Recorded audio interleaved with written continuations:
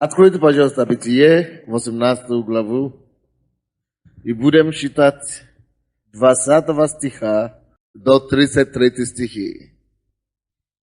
«И сказал Господь: вопль Содомский и Гоморский велик он, и грех их тяжел он весьма.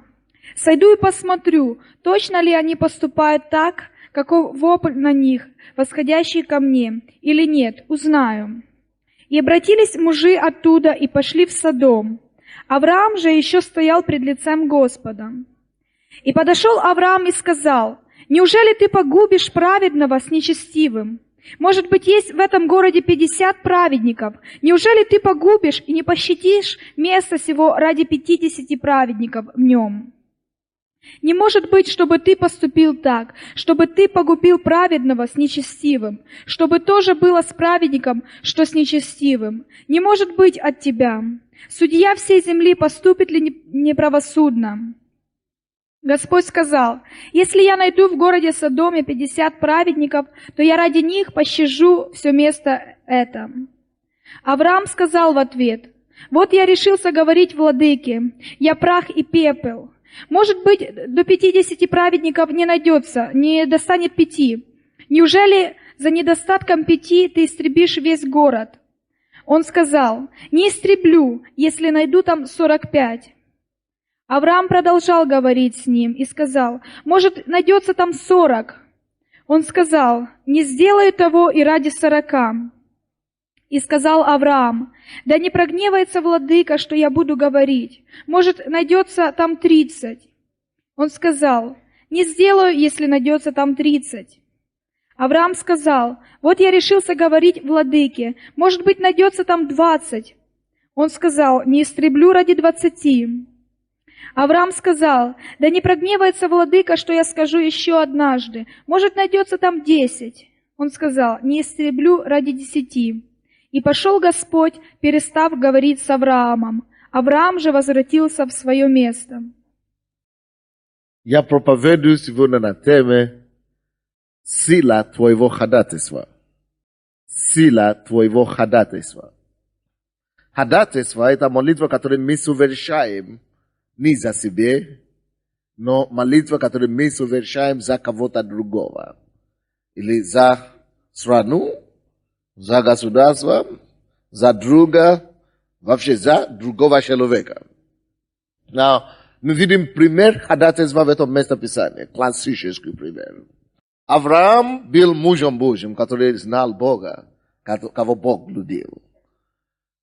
Он имел брата, вернее, племянника, по имени Лот.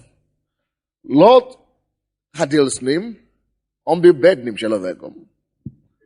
Но благодаря призванию Бога на Авраама, Авраам учил его пути Господни. Авраам его не оставил, он его взял с собой, куда он шел, куда он ходил. И, конечно, благословение Авраама перешло на Лота.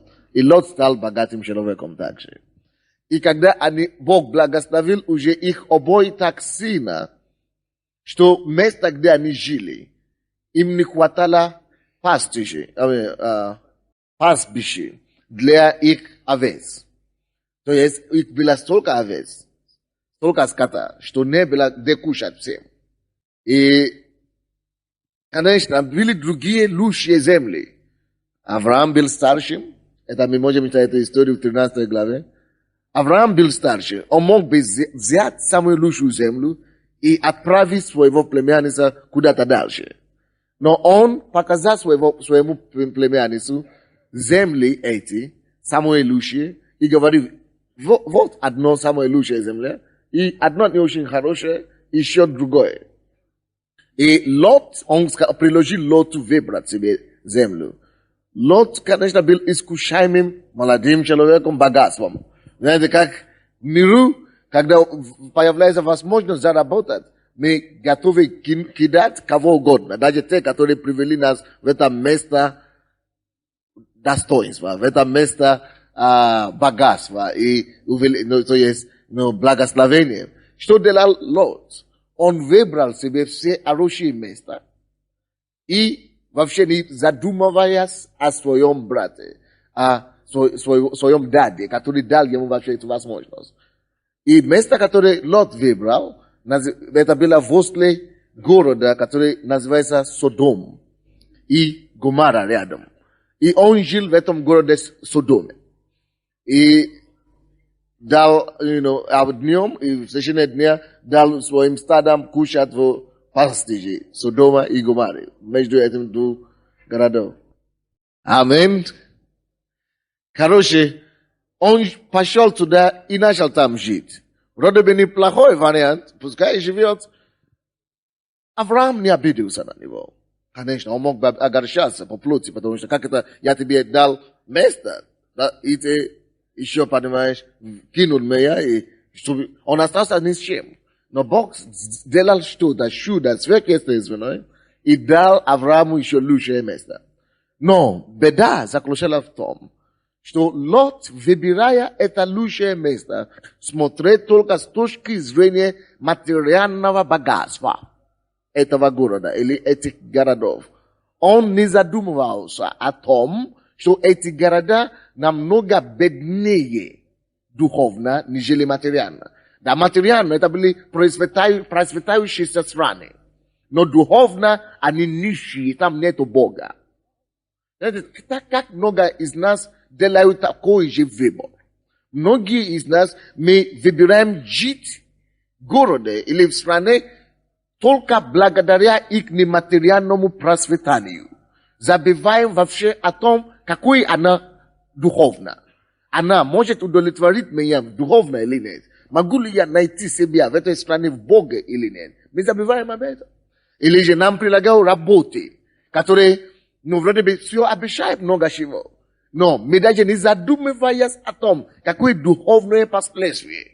Могу ли я там реализовать себя духовно или нет?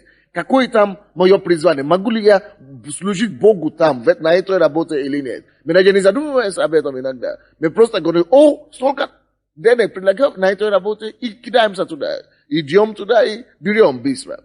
Вот Лот был именно подобным человеком. Вы, конечно, вы умнее намного. Вы будете учиться от примера Лота, правильно? Вы не будете так поступать в следующий раз. Я знаю. Вы сначала подумайте, какой будет моя ситуация духовная. Я знаю людей, которые, конечно, уже совершали такие ошибки. Им предлагали хорошую работу, когда не будет им возможности ходить на воскресенье. А в воскресенье на служение. Они говорят, в воскресенье ничего, зато я буду на домашнюю группу ходить. А потом в домашнюю группу тоже выпадает. А потом еще и четверг выпадает. Но ничего, я буду на выходные ходить. И все.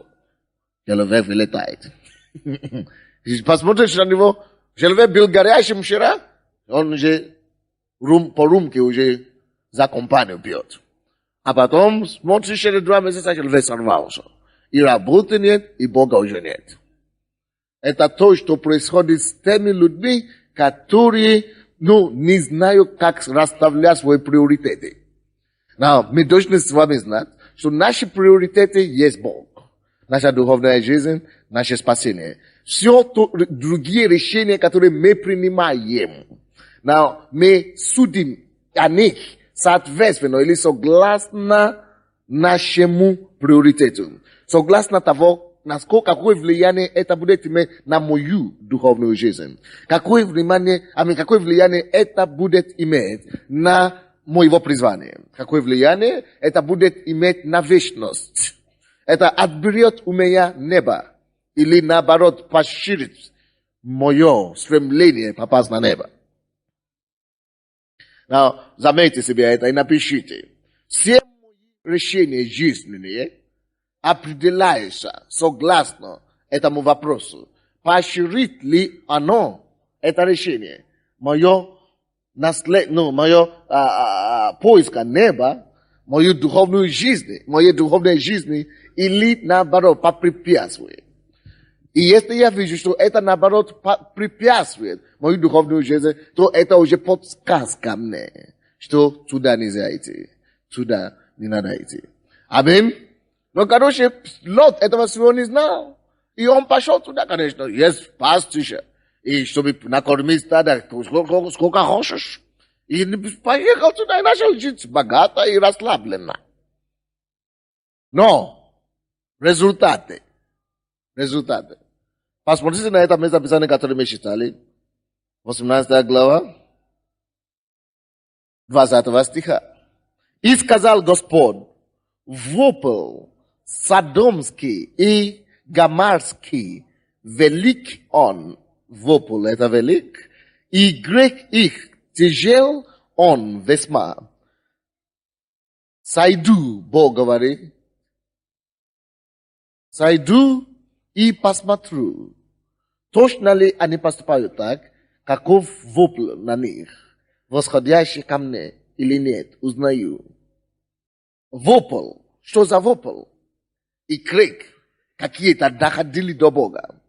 Братья и сестры, в любом обществе, когда есть притеснение, когда есть несправедливость, когда идет угнетение или какие-то обманы и уничтожение и притеснение человека человеку, то естественная реакция человека, кого грабят, плачет ночью. Но человека, чья мужа убили, жена, чья мужа убили, плачет. Даже кровь убитого человека вызывается к Богу. То есть на всякие реакции на несправедливости, обмана, которые происходят вокруг нас, есть зовы, которые доходят и достигают Бога. Братья и сестры, факт и реальность заключается в том, что есть крики, которые достигают до Бога об Украине сегодня. Давайте задумаемся с вами, какие они, эти вопли, какие они, эти крики. Крики пенсионеров, которые служили страну всю жизнь, и теперь не за что купить молоко. Ой-ой-ой-ой. Догадываетесь, какой будет суд? Как Бог реагирует на такой крик и вопль. Крики детей, отброшенных на подвоз судьбы, которые получили название беспризорные дети. Какая будет реакция Бога на подобный крик? Когда ты, как человек, притесняешь кого-то, обманываешь другого ради твоего выгода, когда ты убиваешь и уничтожаешь других ради твоей цели, когда ты воруешь у другого, у того Бога, он кричит, он вызывает к Богу за месть, за справедливость, он просит, он что-то говорит. Слушай, есть реакции на твои действия. Не только в вашем дворе. Есть реакции на твои действия, не только на вашем месте работы. Не только у тех, кого ты причинил боль. Но эти крики, эти вопли доходят до их Творца, до Бога. Так что твои реакции, они создают какое-то эхо. Не просто этот человек кричит здесь, помоги, где здесь справедливость? Почему так это могла быть? Бог может впервые не реагировать вроде бы. Но это эхо звучит в его сердце, его ухо на небе. Обратите на это внимание. Все это несправедливость, все это нечистота происходило в Сомаре и, Содоме и Гоморе. Они бы никогда не задумывались. Потому что процветание еще есть. Это были самые богатые страны.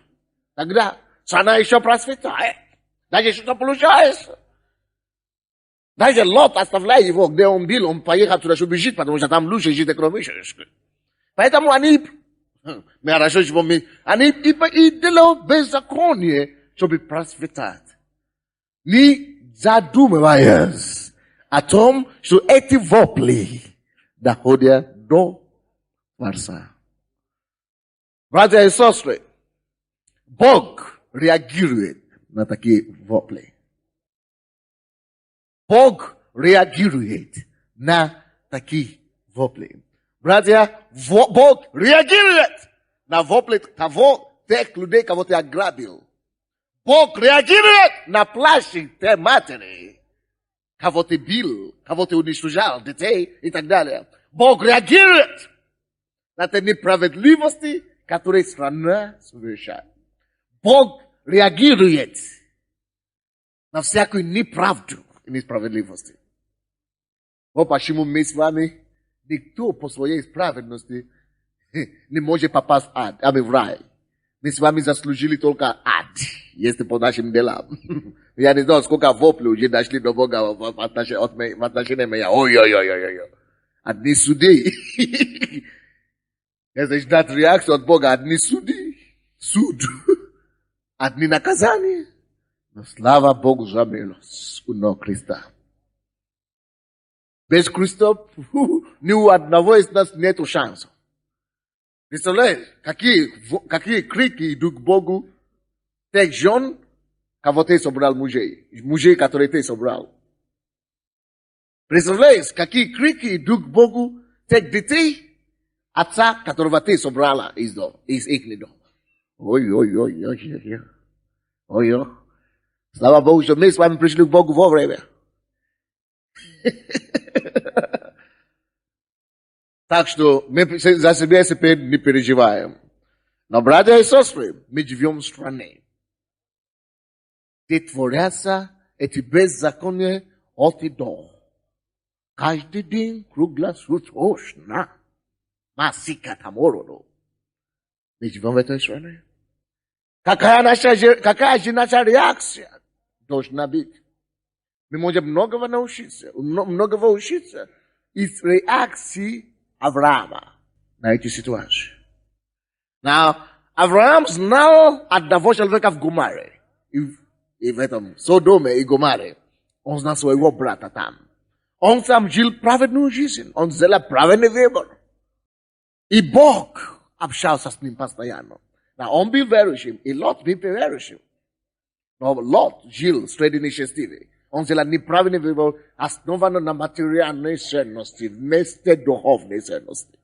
Поэтому он попал в эту группу людей.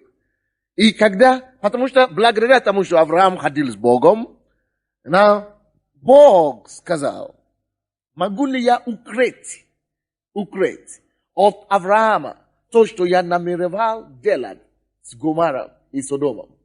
То есть, потому что он ходил с Богом, Бог посчитал, что это нормально, это честь для него открыть его волю своему слугу Аврааму. Он хотел открыть Аврааму то, что он планировал делать с Содомом и Гоморой. Кто догадывается, что он хотел делать с Содомом и Гоморой? Кто-нибудь догадывается? Он хотел уничтожить эти города, потому что он посмотрел, и это была правда. И когда он открыл Аврааму это всего, 22 стих, и обратились мужи оттуда и пошли в Содом, чтобы делать суд, чтобы низвергнуть огонь на этот город. Огонь. Бог хотел уничтожить этот город огнем. Авраам же еще стоял перед лицем Господа. Слушай. Авраам же еще стоял перед лицом Господа. Братья и сестры, давайте посмотрим на наши дома. Твоей семьи, может быть, ты единственный, кто стоит перед Господом. Все остальные, ты знаешь, чем они занимаются. И крики за них доходят до Бога. Бог нашел Авраама, который умеет стоять перед Господом. Алло. Бог нашел Авраама, который умеет стоять перед Богом. Слушайте, Бог откроет тебе то, что вот-вот должно случиться с твоей семьей, твоими родственниками, твоими друзьями, подругами, если ты умеешь ходить и стоять перед Богом в молитве. если ты умеешь выпрашивать и слышать от Бога. Now, почему он уже слышал что-то от Бога? Бог ему сказал то, что он планировал делать с этим городом. Я хочу уничтожить эти города. И Авраам пошел к Богу, чтобы стоять еще там. Now, он слышал слово Господа. Слово Божье, которое мы принимаем, Библия, это Слово Божье, да? Открывает нам волю Божью. Вернее, напишите то, что я хочу сказать. Бог говорит нам через свое Слово, а мы говорим Ему через молитву. Бог говорит нам, если ты хочешь слышать голос Бога, очень просто, открой Библию. Бог говорит нам через Его Слово, а мы говорим Ему посредством молитвы. Авраам услышал Слово Господне. И это слово производило какое-то действие, реакция в нем. Братья, Бог не ожидает, чтобы мы просто вот считали Библию как, очередные учебники или рассказы. Бог ожидает, чтобы ты расслышал Его голос всякий раз, когда ты читаешь Его слово.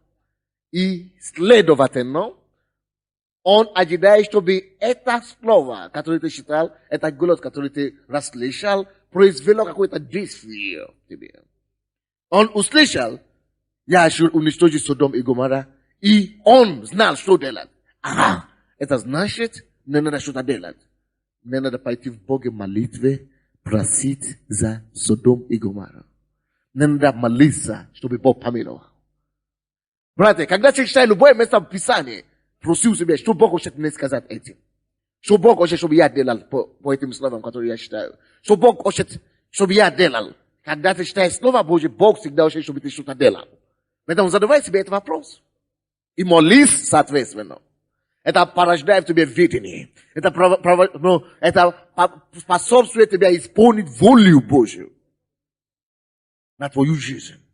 Если ты будешь реагировать по словам Божьим. И слава Богу за Авраама. Он слышал то, что Бог хочет делать. Братья и сестры, люди, которые имеют духовные уши в этой стране, они слышат то, что Бог хочет делать относительно Украины сейчас. И, братья, когда мы слышим, мы знаем соответствующую реакцию. Мы знаем то, что нам нужно делать дальше. Как нам реагировать правильно. Вы слышите меня? Я говорю, мы знаем, что делать. Я говорю, мы знаем, что делать. Мы дойдем до этого. Дойдем до этого. И Авраам пошел к Богу. И его разговор с Богом, это то, что мы считаем дальше. 23 стиха по 33 стихи. Вы все слышали то, что мы сами читали? Потому что я не буду повторять. Там он начал торговаться, можно так сказать, с Богом. Да, я прочту один стих хотя бы. И подошел Авраам и сказал, это в молитве. Неужели ты погубишь праведного с нечестивым? Вот, он переживал за нечестивый, а не за праведный, который в этом городе живет. Помните, он знает хотя бы одного. Он знает своего этого племянника. Он знал этого Лота, что это его брат. Он верующий, но он живет в этом городе. И он начал ходатайствовать. Он знает, что если Бог вдруг уничтожит этот город, все. И его брат погибнет с ними. И он начал ходатайствовать с Господом, а с Богом. Он обосновал его молитвы на Божьих сути, на Божьего характере, на Божьего свойства.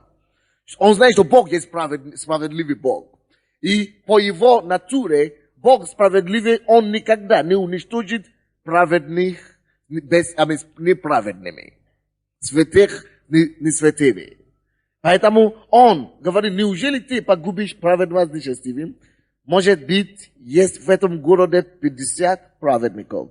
Неужели ты погубишь и не пощадишь место сего ради 50 праведников в нем? Не может быть, чтобы ты поступил так, чтобы ты погубил праведного нечестивыми. Щоб то же bila справедником, что с нечестивым. Не можешь быть от тебя, судья всей земли, поступит ли правосудно? Господь сказал, если я найду в городе Содоме 50 праведников, то я ради них пощажу все место все. И Авраам продолжал говорить и говорит, хорошо, допустим, там не найдется 50, 45, скажем. Потом дошел, говорит, он боялся, он не знал, насколько это город порочный. Но он говорит, допустим, даже там не будет 50 праведных. Допустим, не будет там 40. Он дошел до 10, да? Что, допустим, только 10 праведных там будет. И даже Бог сказал, даже если будет только 10 праведных там, все-таки, все равно он не уничтожит этот город. Слушайте, это относится, это учит нас какой-то урок. Братья и сестры, сегодняшний Авраам есть мы с вами. Единственные, которые могут знать волю Божию относительно того города, где мы живем, относительно той страны, в которой мы живем, есть мы. Слушайте, Бог ожидает ходатайства от нас. Написано, мужчины, которые пришли сообщить ему об этом, ушли. Но на этот раз Авраам не провожал их. Он провожал их раньше. Но когда после того, как он услышал это известие, он не провожал их, он остался перед Господом. Он остался перед Господом. Братья и сестры, Бог ожидает, чтобы именно мы понесли молитву, ходатайство, переживали за свою страну, что Господь, есть какие-то праведники в этой стране. Посмотри, здесь есть 1000 или больше 1000 сегодня праведников. Христиане, дети твои. Это мы должны стоять на молитве. И это мы должны умолять Господа, несмотря на беззаконие, которое идет в мафии, несмотря на беззаконие, которое идет в правительстве, несмотря на беззаконие, которое идет, когда в абортных клиниках, несмотря на беззаконие, которое идет в бандитских группировках, несмотря на те, которые идут в налоговые инспекции. Господь, мы просим Тебя, мы есть в этой стране, благодаря Твоим детям, те, которые Ты искупи Твоей кровью, благодаря из-за Твоей церкви Божией, которую Ты готовишь для царства Твоего. Мы просим Тебя, не позволяй Твоему гневу опуститься на эту страну. Мы просим Тебя, Господь, именем Иисуса, не позволяй Твой суд опуститься на эту страну. Не позволяй голод прийти на нашу страну. Мы просим Тебя, потому что мы живем здесь, чтобы нам не страдать с этими несчастливыми. Помилуй нашу страну, спаси Украину. Бог, как Бог, ожидает от нас молиться. Now, это я говорил про страну. Вы, конечно, прекрасно знаете, что многие из вас должны молиться не только за страну, но за свою семью. Может быть, твои дети совершают такие беззакония, за которые демон, это самое, голос становится. И ты говоришь, что будет? Мои дети не спасены, обманывают рэкеты, проституции и так далее, крадут и так далее, воруют. Что мне делать? Слушай! Бог хочет, чтобы ты стал ходатаем. Чтобы ты стал стеной за твою семью. И говорит, Боже, точно таким же, как Авраам, образом, как Авраам был единственным человеком, который ходил перед тобою. Весь мир вокруг него грешили. Я прошу, и он стоял перед тобой, ходатайствовал за этих людей, молился за них, и ты услышал его. Я прошу тебя за мою семью. Я единственный, кого ты спас. Ради меня, чтобы у меня не были слезы. Боже, помилуй их, помилуй моих детей, чтобы Господь суд не пришел за их поступки на них. Потому что крики кого они грабят, крики, вопли, те, кого они обманывают, крики и вопли, те, кого они притесняют, доходят до Бога. И рано или поздно придет суд Божий на них. Поэтому ты стоишь между ними и судом Божьим. И говорит: Господь, ради меня, ради твоего спасения, ради кровь Христа, который ты омыл меня, ради смерти его на Голгофе, который ты совершил для них, я прошу тебя, не дай Божий суд зайти на мою семью, не дай суд Божий зайти на моего мужа. Я прошу тебя, спаси его. Я прошу тебя во имя Иисуса. Потому что твое слово так говорит, что я спасился я и весь дом мой. Ты сказал, что моя радость должна быть совершенная. Господь, моя радость не усовершится, если мой муж умрет, если мои дети умрут. Поэтому я прошу тебя, чтобы моя радость усовершилась, Господи. Спаси его, береги его. Но сделай что-нибудь, Господь. Господь, удержай суд, удержай наказание и так далее, и так далее. Так как мы молимся.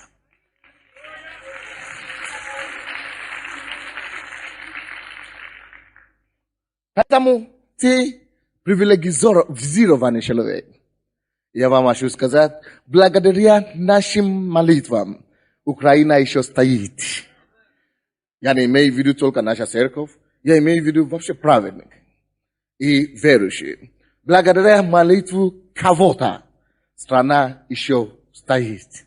Благодаря молитву кого-то твоим детям, родственникам еще не пришли в этот ужас. Весь ужас еще не обвалился на них. Мы благодаря твоей молитве. Но в принципе, мы с вами должны понять, что Бог нашел нас. Чтобы мы выполнили роль Авраама. Ходатая. Братья, есть сила в твоем ходатайстве. Но Бог сказал, Бог, он намного больше, чем человека. Он создатель неба и землю. Авраам никто абсолютно. Так как ты и я. И Авраам ему говорит: Господь, нет, не может быть, чтобы ты уничтожил этот город весь. Я прошу тебя, Боже, если ты найдешь хотя бы 50 там, ты уничтожишь. Бог говорит: если я найду там 50, я уступлю. Благодаря твоей молитве. Потому что ты молишься, я удержу. И он говорит: хорошо, Господь, может быть, там не найдется даже 50, не 40. Если только всего лишь 40 там, ты, Боже, не уничтожишь. Он говорит: хорошо, потому что ты молишься. Я помилую, не уничтожу. Он дошел до 10. Бог говорит: пока Авраам не прекратился, Бог не перестал отступать. Сила молитвы ходатая удерживай руку наказания Божьего. Сила молитва ходатая удерживает суд и наказание и гнев Бога. Слушай, ты не думаешь, что сила твоего ходатайства может удерживать наказание и гнев на твою семью, на твоих детей, которые делают эти беззакония, на твоих родственников? У тебя есть сила ходатайства также. Воспользуйся ими. Молись, знаешь, если ты не крещен Духом Святым, иди в твою домашнюю группу. Пускай помолится за тебя. Получи крещение Духом Святым. Начни молиться за твою страну. Начни молиться за свою семью. Начни молиться за своих детей. Начни молиться за свою супругу. Начни молиться за свою родство. Начни просто стоять между ними. Как Авраам. И сказал: Господь, ты сказал. Господь, благодаря тому, что ты умер на кресте, благодаря кресту, благодаря Голгофу, и благодаря тому, что ты спас меня, я стою, и я буду молиться. Господь, ради тебя, ради твоей крови, ради Голгофу, ради спаси, Господь, удержи суд. И, братья и сестры, я чувствую, и я верю, что Бог нас призывает делать это, проявить эту активность и пустить, или, вернее, выпустить в исполнение силу ходатайства за Украину, особенно накануне выборов сейчас. Now, вы знаете, послушайте то, что я скажу. Правительство, руководители, которые страна получает, это соответствует действию, то, что эта страна заслужила. То есть, страна, любая страна, вы говорите, почему пришла коммунизм, почему пришел коммунизм, почему Чернобыль? Слушайте, Бог позволяет, чтобы случилось то в любой стране, соответственно того, что они заслужили своими действиями. Потому что кое-какие крики доходят до Бога. Кое-какие вопли доходят до Бога. Слушайте, достаточно крики и вопли доходят до Бога, и только наши молитвы могут удержать от очередного Чернобыля, от очередного коммунизма, от очередного плохого. Потому что Бог дает эту власть, но позволяет этим всем происходить только соответственно тем событиям, которые там происходят. Сколько крики доходят до него, сколько вопли доходят до него, но наши молитвы могут прийти и перечеркнуть некоторые эти вопли. Милость перемогает над судом. Потому что Бог есть любовь. Его милость, благодаря нашим слезам, благодаря нашим крикам, нашим молитвам. Поэтому люди, которые запретили нам ночные молитвы, они перечеркнули себе много милостыни. Те, которые запретили ночные молитвы, они просто не знают, что они делают. Поэтому я молюсь, они, Господь, помилуй их. Они не знают, что они делают. Если бы они знали, сколько преступлений прекращается благодаря этим ночным молитвам, они бы платили нам, чтобы молились каждый день на ночную молитву. Они бы сделали что угодно, чтобы мы устраивали ночную молитву каждый день. Они не знают, сколько судей мы останавливаем, сколько воплей мы ограждаем, они просто не имеют понятия. Но, братья и сестры, мы это не делаем, чтобы мы получили, благодарение, комплимент или зарплату от них. Мы это делаем, потому что мы ходим с Богом. Мы это делаем, потому что Бог, Он призвал нас, чтобы мы это делали. Он доверяет нас. Он знает, что если мы будем ходить с Ним, что благодаря нашим послушаниям, благодаря нашим хождениям с Ним, некоторые жизни сохранятся. Некоторые люди, судьбы сохранятся от уничтожения. О, дорогой, перестань молиться только за свою жизнь. Перестань молиться только за твои проблемы. Перестань молиться только за твой маленький мир. Меня, мое, и я, и что? И мне. Меня, мое, и мне. Это слишком узкий мир. Ты живешь в планете, где живет более 6 миллиардов человек. Это слишком маленький. Я, мое, и мне. Слишком узкий. Амин. И ты не просто молись за твою жену, за Ицена и родственников. Молись за страну, масштабно. И идти дальше. Тем больше ты молишься, ходатайственно, за других народов, за других людей, тем больше силы ты приобретаешь в духовном мире. Тем больше влияние ты имеешь на окружающий мир. Тем шире твоя молитва, тем шире, тем дольше, тем шире и тем дальше твое влияние на твой мир, на твою атмосферу, на тот мир, где ты живешь. Поэтому, братья и сестры, это правда.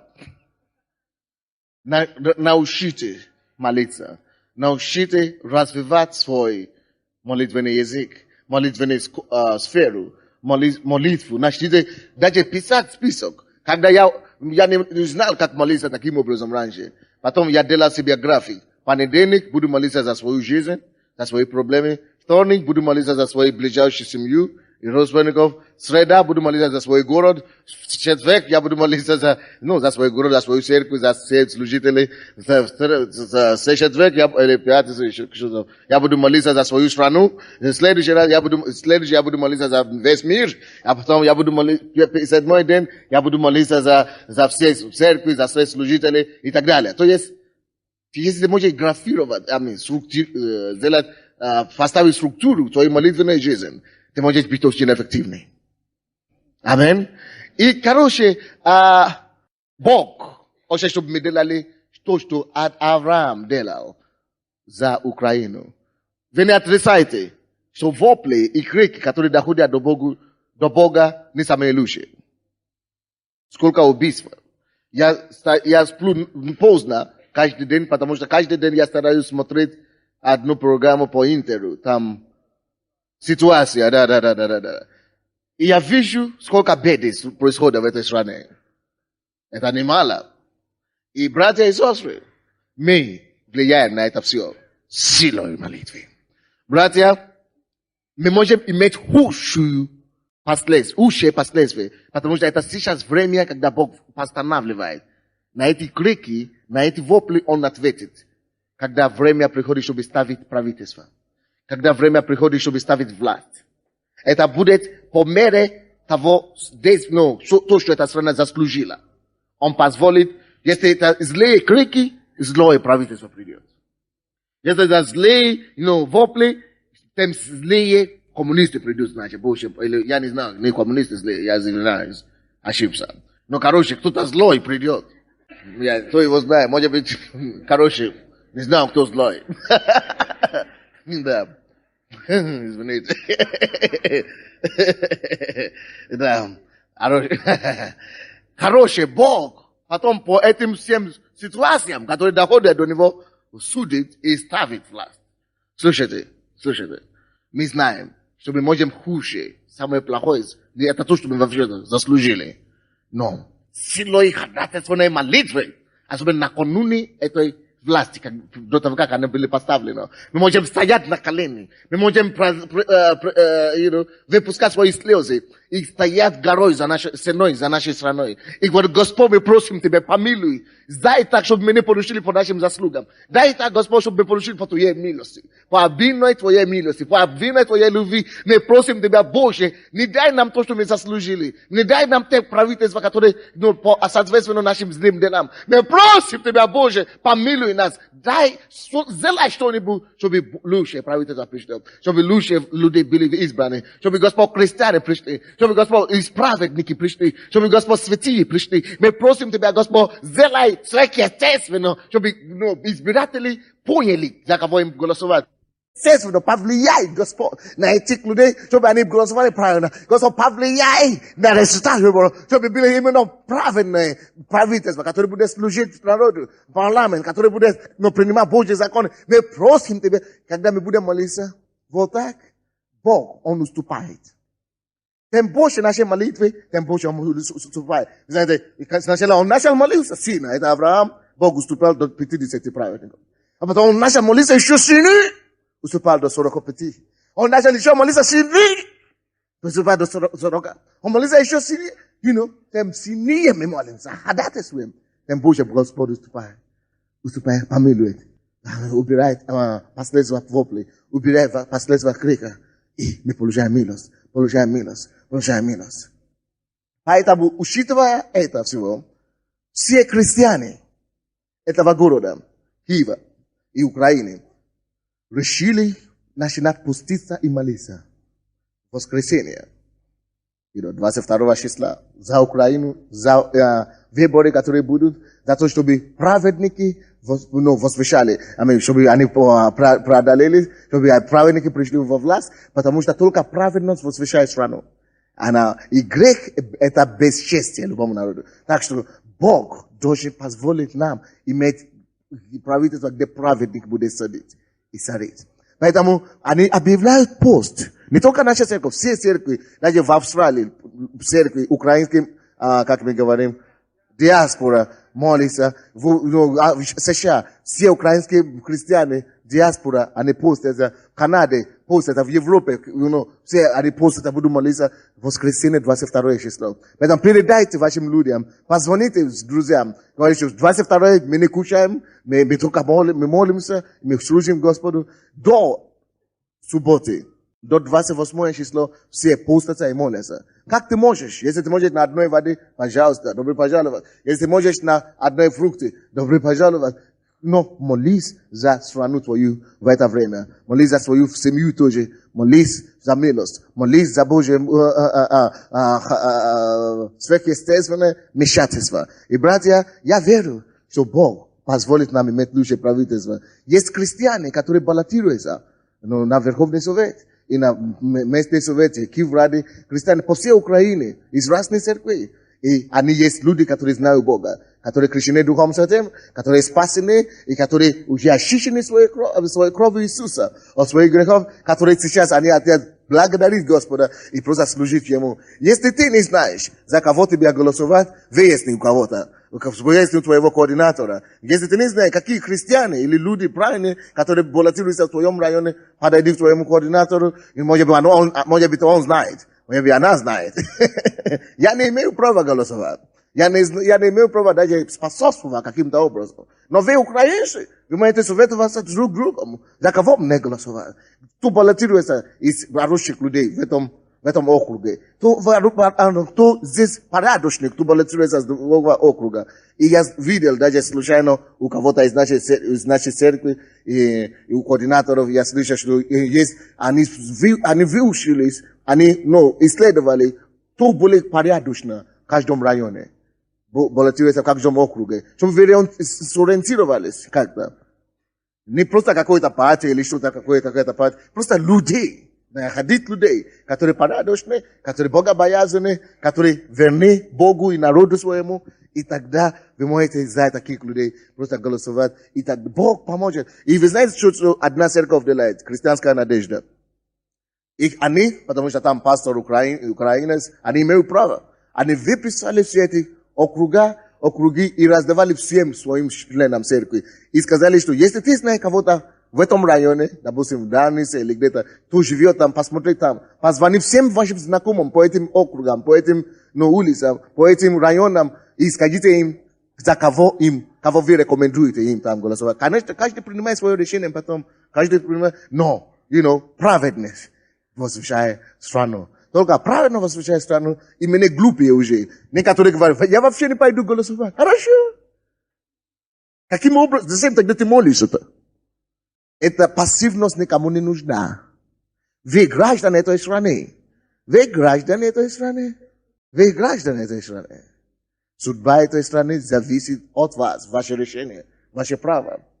Вы знаете, в этом году уже не будет большинство и так далее, уже не будет какой-то процент, кто выиграет какой-то процент. Даже если человек выиграет только за один голос, больше, чем другого, он будет признан победителем. Только если один голос больше, чем другого, он будет признан победителем. Только даже за один голос. Поэтому твои выборы, они очень важны для тебя, для твоих внуков, для твоих детей и для твоей страны, для твоего окружающего мира. Аминь.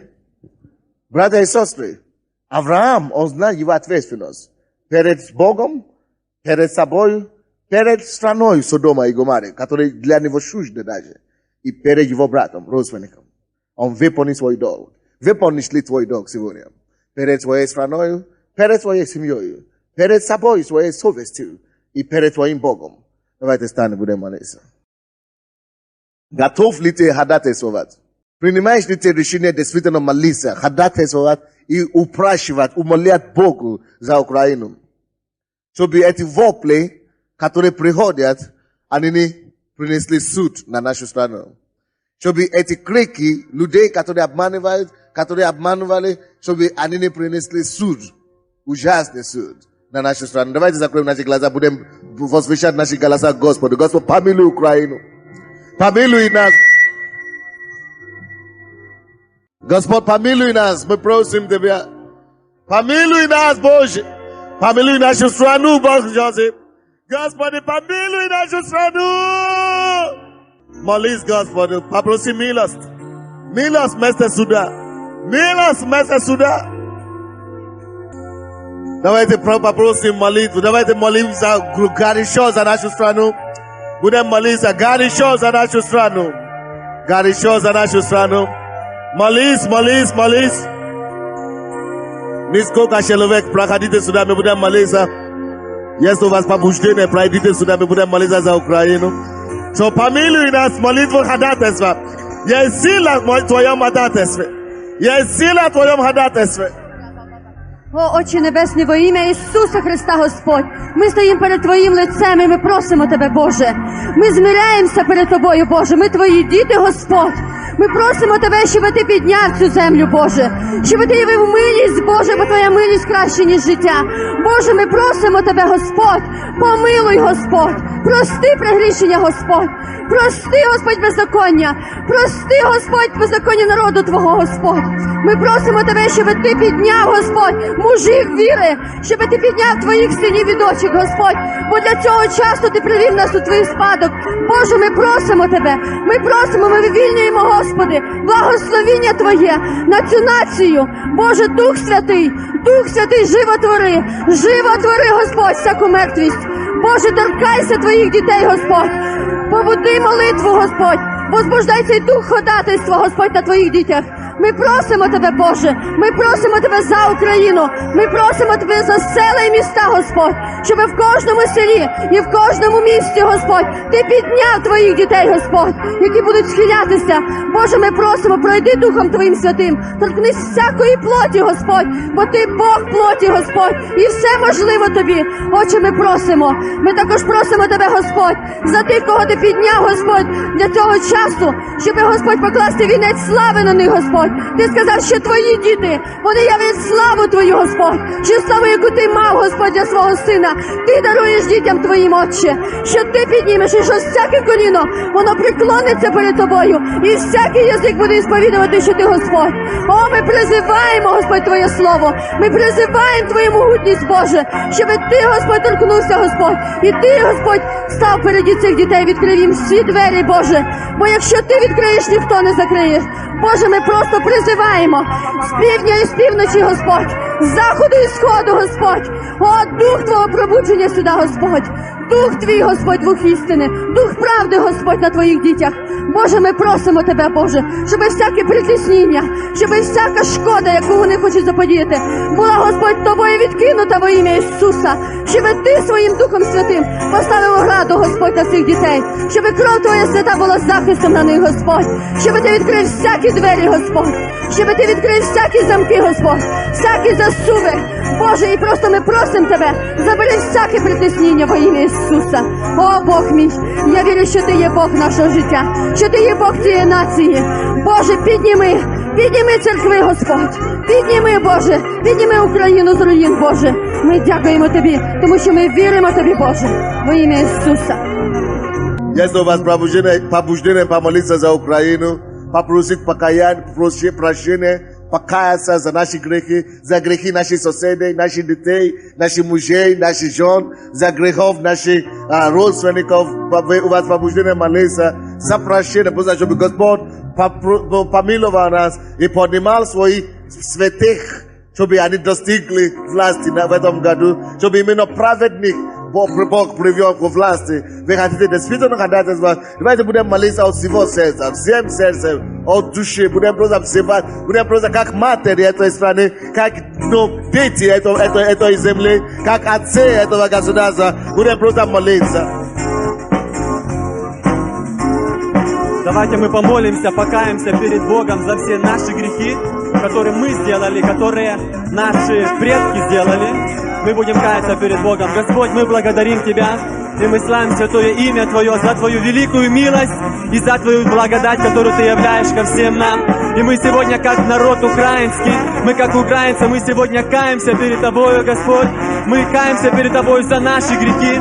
Мы каемся перед Тобою за грехи наших родителей, за грехи наших отцов. И мы смиряемся перед Тобою. И мы говорим, Господь, чтобы Ты простил все наши грехи. Отец, во имя Иисуса Христа, пускай милость Твоя явится. Пускай милость Твоя явится на нашем правительстве. Пускай милость Твоя явится на нашем народе, на наших гражданах во имя Иисуса Христа. Мы взываем к Тебе, и мы верим, что Ты будешь делать великие чудеса. Аллилуйя, аллилуйя. Молитесь сильно, помолитесь и покайтесь перед Богом. Господь, мы благословляем Твое имя. Аллилуйя. И мы смиряемся, Господь, и мы ходатайствуем за наш народ, чтобы Ты помиловал его, чтобы Ты помиловал президента, чтобы Ты помиловал окружение президента, парламент, законодательную, исполнительную, судебную власть во имя Иисуса Христа, все министерства, ведомства во имя Иисуса. Господь, пускай милость Твоя явится, Мы каемся перед Тобою. Аллилуйя, аллилуйя. Шикала Богосо, Кула Мабарабала Бурugусой. Мы верим, что слава Твоя явится на этих выборах. Мы верим, что христиане, руководители, они будут руководить нашей страной на всех уровнях во имя Иисуса.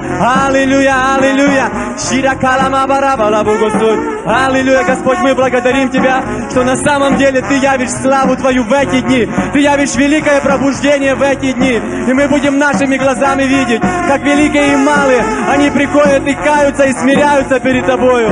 Аллилуйя, Господь, пусть слава Твоя явится в нашем государстве, в нашей стране. Во имя Иисуса Христа, во имя Иисуса мы благодарим Тебя за Твою милость. Аллилуйя, аллилуйя, слава Тебе, Господь. И все пусть скажут: Спасибо, аллилуйя.